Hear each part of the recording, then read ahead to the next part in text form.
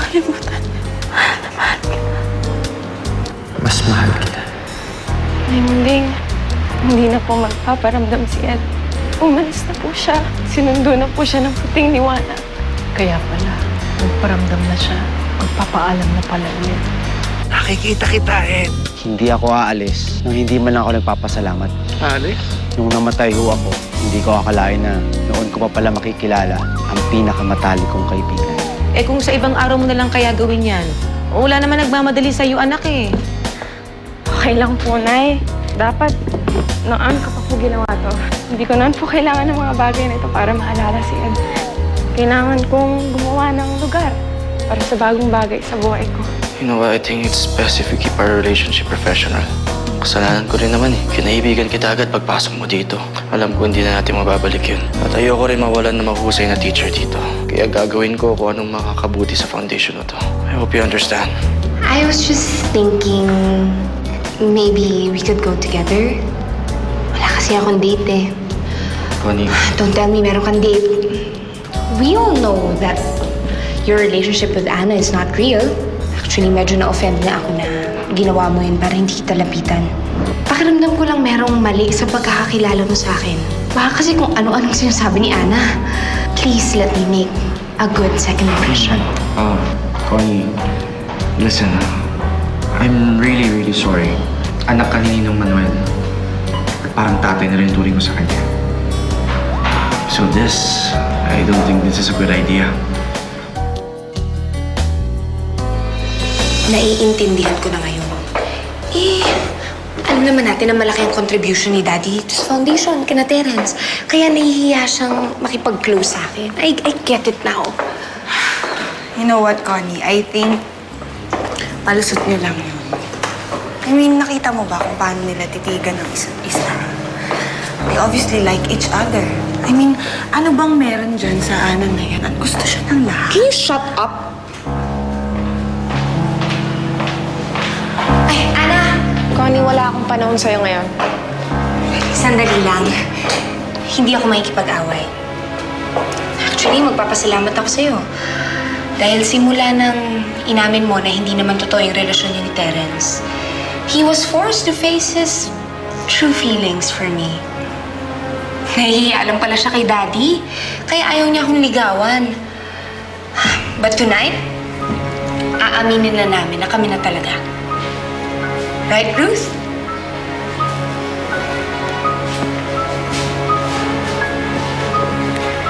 Congratulations sa inyo. Excuse me.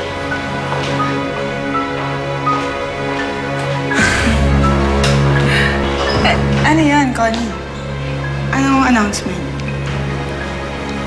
Baka mapahiya ka sa mga pinagagagawa mo, ha? Don't worry, Ruth.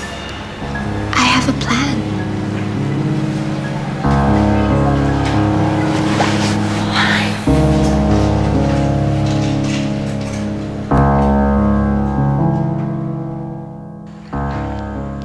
Miguel, what's this? Alam mo naman ayaw na ayaw ko may lasing dito sa bahay. Baka makita ka ng mama mo. Relax pa. Relax. Hindi ko naman siya bibigyan eh. Baka ikaw gusto mo. Okay. You know what pa? Napaisip ako.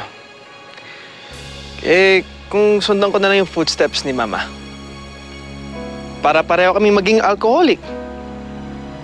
Total, Connie takes after you. Pareho kayo mamamatay. Sige, ito rin. Ituloy mo. Ingrato. Pagkatapos ka namin palakihin, bihisan, pag-aralin, kanya na isasagot mo sa akin. Wala kang utang. Oo na! Oo! Ang laki ng utang na loob ko sa inyo, di ba? Alam mo, kung sumbatan mo ako, parang hindi mo ako anak eh.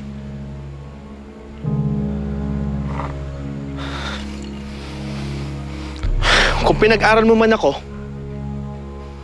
binihisan mo man ako, Dapat lang kasi trabaho mo yun.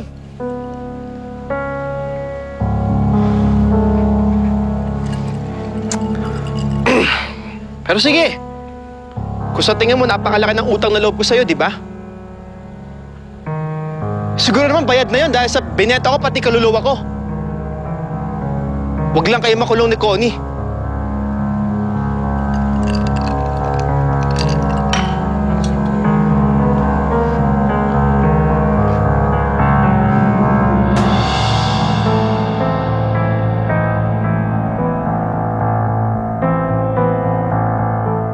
Okay, very good. Ganun ha. Pero mas mataas na ng konti. Tsaka ngiti kayo. Ngiti kayo ha. Ngiti, pagharap natin siya, okay? Teacher Ana, tingnan muna tayo. Storytelling muna tayo. Diba? Sige, sige. Muna tayo. Storytelling muna tayo. Dito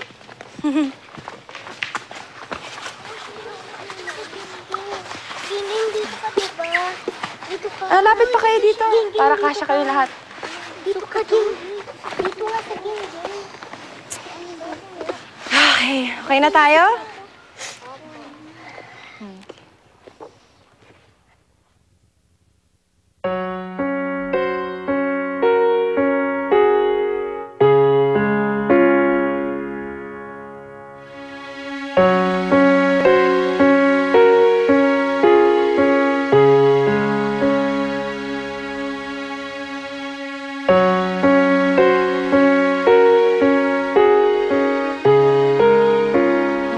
Panahon, may isang malungkot na prinsesa. Kinuha kasi ang guardian angel niya ng langit na mahal niya. Pero, may nakilalang prinsesa na isang prinsipe na nagbalik ng mga ngiti sa labi niya. Nahulog ang loob ng prinsipe at ng prinsesa dun sa prinsipe. Pero hindi sinasadya ng prinsesang makita ulit ang guardian angel niya. Nagtago lang pala kasi ito kasi hindi na sila pwedeng magmahalan. Nalito ang prinsesa. Naguluhan siya. Sino kaya ang mas matimbang sa prinsesa? Yung guardian angel niya na nagbantay sa kanya? O yung prinsipe?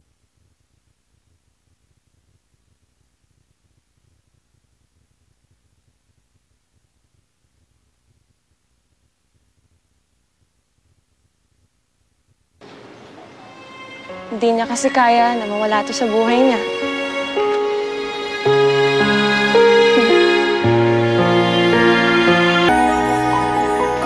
O sige, balik na kayo sa classroom. Ingat ha. Dali na natin to mga bata.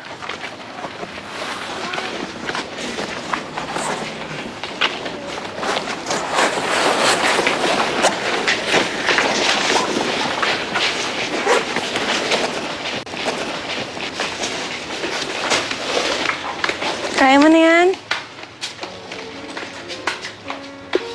Ana.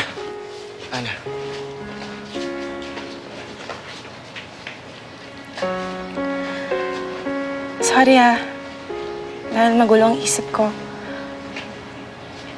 Alam ko na yung sa inyo ni Connie.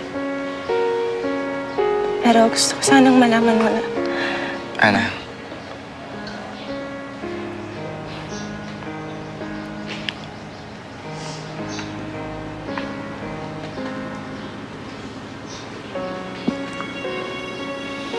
Mahal kita.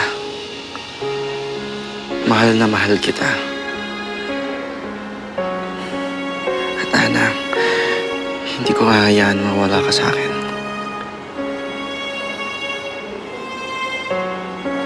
Sasabihin ka pa?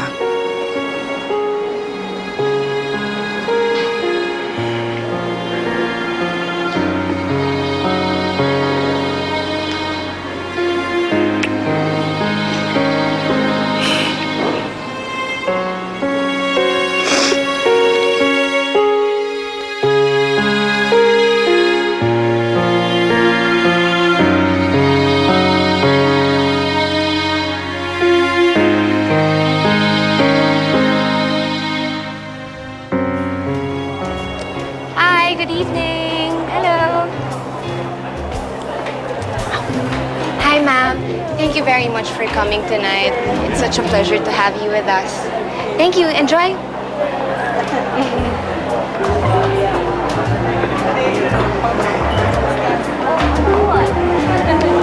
So, Connie, ito ba ang plano mo?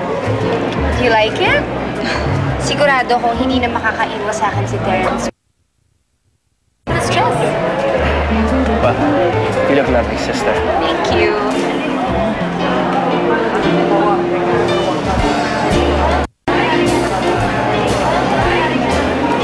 Terrence.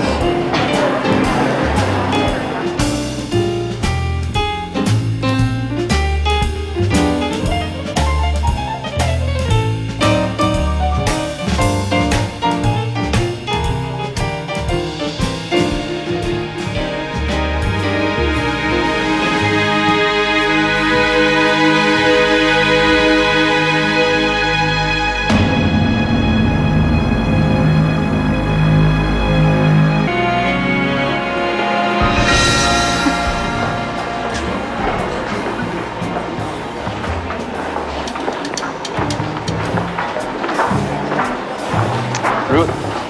Connie. Miguel.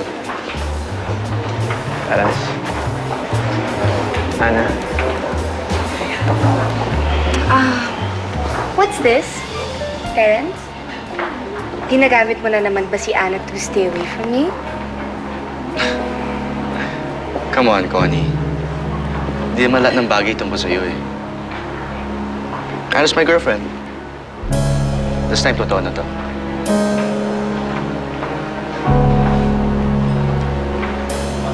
What? It's true. Dapat nga kami magpasalamat sa'yo eh. Dahil ikaw ang tumulak kay Anna para aminin ang feelings niya sa akin. So, thank you very much. And excuse us. Let's go.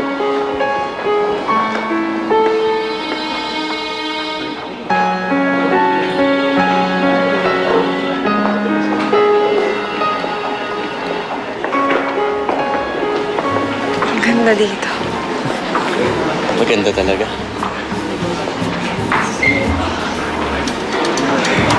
Masaya ka ba, Ana?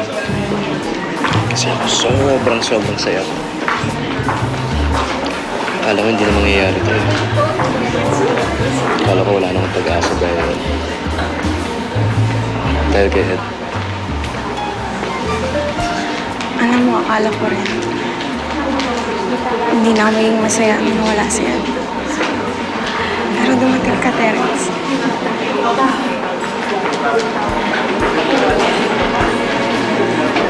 Pangako mo sa akin na wala nang ahadlang sa ating dalawa. Tao man o kaluluwa. Pangako. Liga. Hi! Good evening. Kamusta na kayo? Nice to see you again. Hello. Kamusta? This is Anna. Hello po.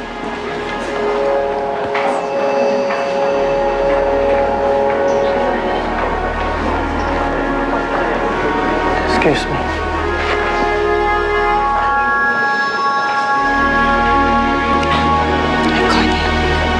Hayaan mo na siya. Just do what you came here to do para sa foundation. Ruth, wala akong pakialam sa pesting foundation to. I came here for one reason, and that's Terrence.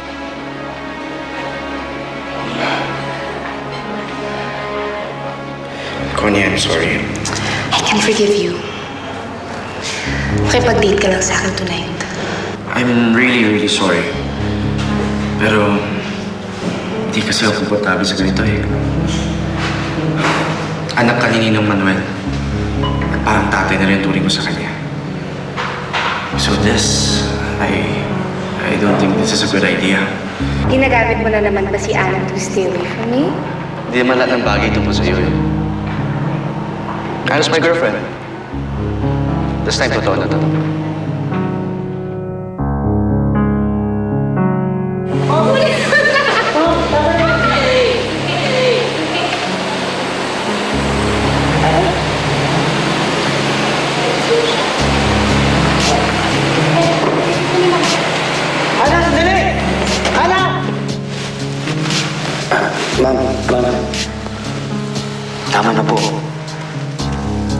hukay.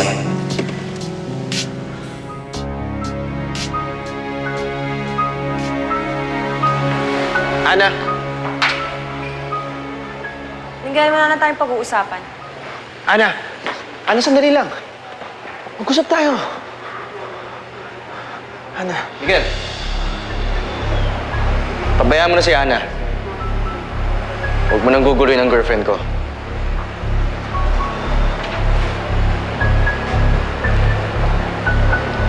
Bakit? Threatened ka ba, Terence? Well, don't be.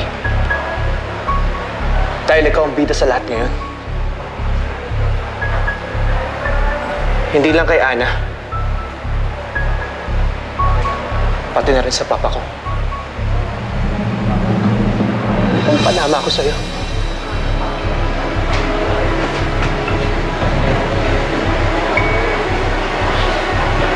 Okay ka lang? Ano naman?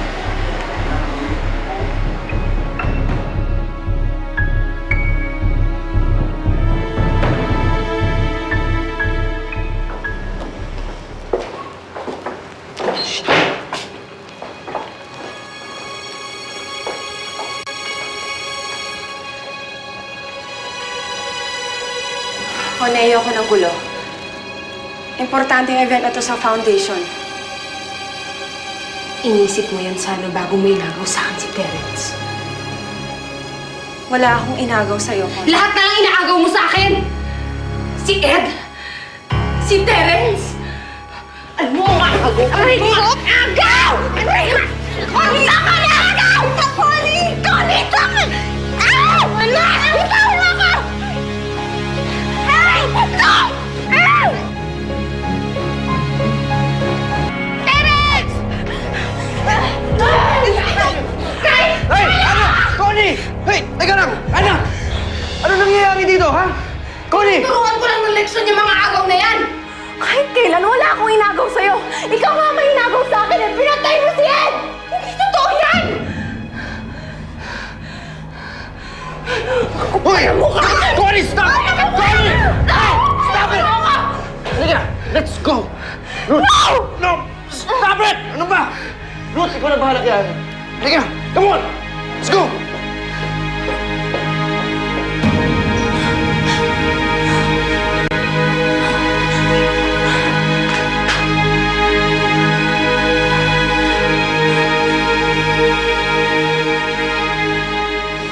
Connie, sige na! Sige na!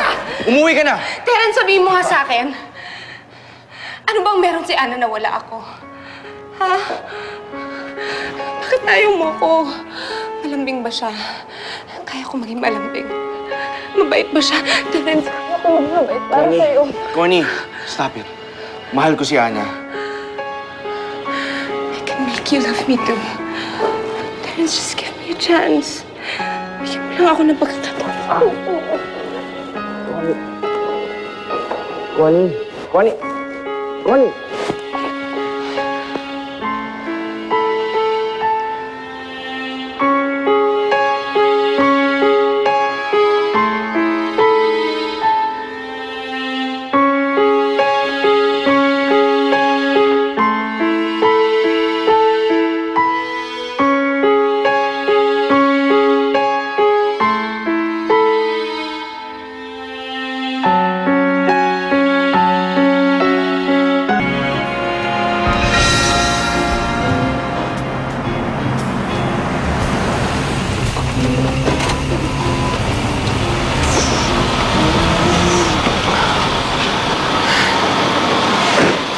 You look good.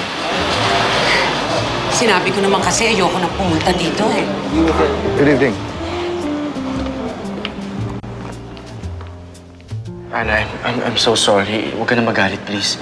Pila na lang uniyakap ni Connie. Alam ko naman yun eh. Hindi ako galit sa'yo. Sa kanya ako galit. Kay Connie ako galit. Alam mo kasi, ginawa niya na kay Ed yan eh. Tapos Tapos nung hindi niya nakuha, sinaktan niya. Alam mo, Terence, tinitiis ko lang yung nararamdaman ko kasi ayoko talaga ng gulo. Pero galit na galit ako kay Connie. Galit ako sa mga di Ocampo na yan.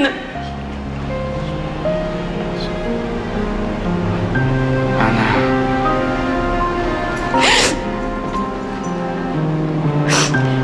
Alam kong ang dami nilang naitulong sa'yo, pero minsan talaga hindi ko maiwasang isipin na sana hindi ka na lang naging malapit sa kanila. Sorry. Sorry.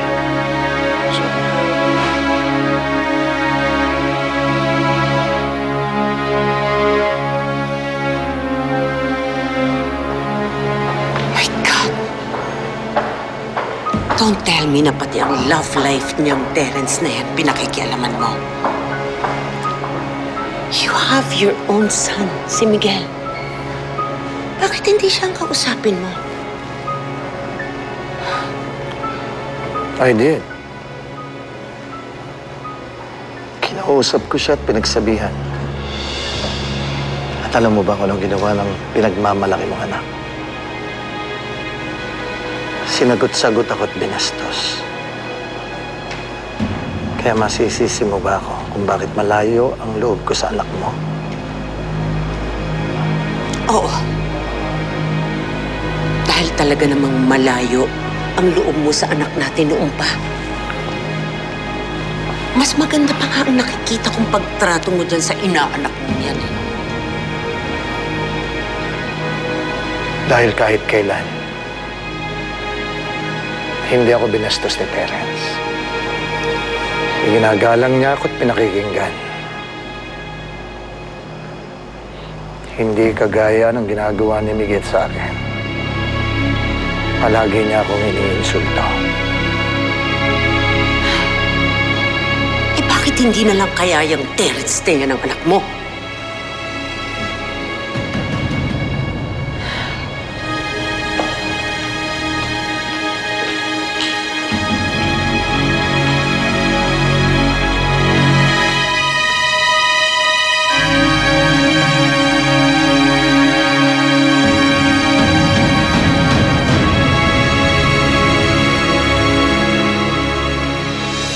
I still don't get it. Abang meron dyan sa anang yan. Dad, pasensya na kayo, pero hindi naman dapat iutos sa akin kung sino dapat kumahalin. Eh, hindi mo kilala kung ano talagang klaseng babae yan si Ana. Mahal na mahal ko si Ana. At ayoko yun na maging dahilan, Dad. Para mawala yung respeto ko sa inyo bilang ama ko. Ay, naku pa kayo hinahanap. Yung mama niyo nasa bar umiinom. What? Mrs. De Ocampo, tama na po siguro yan. Pati ba naman ito pinakikialaman mo? Nagbigay ka lang ng atay sa asawa ko. Feeling mo, parte ka na ng pamilya namin? One thing I knew, inaagawan mo na ng tatay ang mga anak ko. Constance De Ocampo, pwede ko ba kayo maimbita sa presinto? Ay, kung nasasaktan po ako. Kulang pa yan sa mga pasakit na ginagawa mo sa akin, Ana. Ano naman para kang tinik sa lalamunan ko hindi matanggal-tanggal? Ipilitin ko pong maging magalang sa inyo dahil ninong kayo ni Terence. Pero ipapaalala ko rin na yun lang ang papel niyo sa kanya. Wala kayong karapatan pang himasukan ng relasyon na... Diyan ka nagkakamali. May pakialam ako sa lahat ng desisyon ni Terence. Hindi lang ako nining ni Terence. I am his father. Ano?